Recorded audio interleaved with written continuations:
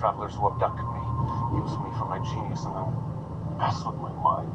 May I remind you that a Time Master's #1 duty is to protect the timeline from any and all threats to its integrity. Yes, Gideon, that's a given, considering the job title. Time Master. And before we start, you must take the Time Master's oath. I swear to protect and defend the integrity of the timeline with all my ability until the end of my days.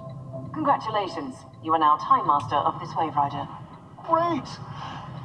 Let's set sail on our maiden voyage and protect the timeline from those damn legends.